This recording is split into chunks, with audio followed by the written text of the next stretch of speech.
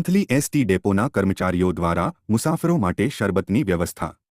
એસટીના driver અને conductor સહિત બેઠેલા તમામ મુસાફરો માટે શરબતની વ્યવસ્થા કરવામાં આવી હતી, જેમાં મોટી સંખ્યામાં મુસાફરોએ લાભ લીધો હતો। આજરોજ વંથલી બસ સ્ટેશન ખાતે શરબત વિતરણ અને ઓઆરએસનો પડીકી પાવડર આપેલ છે તમામ મુસાફર જનતાને ગરમીના હિસાબે।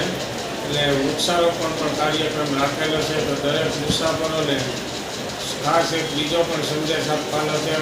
દરેક મુસાફર પોતપોતાની જ્યાં ખાલી જગ્યા વાડી પડતર વિસ્તારમાં વૃક્ષ વાવે। અમે પણ આજે બસ સ્ટેશનથી જ શરૂઆત અહીં ખાલી જગ્યામાં વૃક્ષારોપણનો પણ કાર્યક્રમ રાખેલ છે। બીજો એક ખાસ મુસાફર જનતાને બસ સ્ટેશનની અંદર ડસ્ટબિન રાખેલા છે, તો ડસ્ટબિનનો ખાસ ઉપયોગ કરે, સ્વચ્છતામાં સહકાર આપે। આ સેવાયજ્ઞમાં traffic controller Najabhai Kodiyatar, Keshod ST ડેપોના સ્ટેન્ડ ઇન્ચાર્જ મનસુખભાઈ સિંગલ તેમજ કર્મચારીઓ વગેરે મોટી સંખ્યામાં હાજર રહ્યા હતા।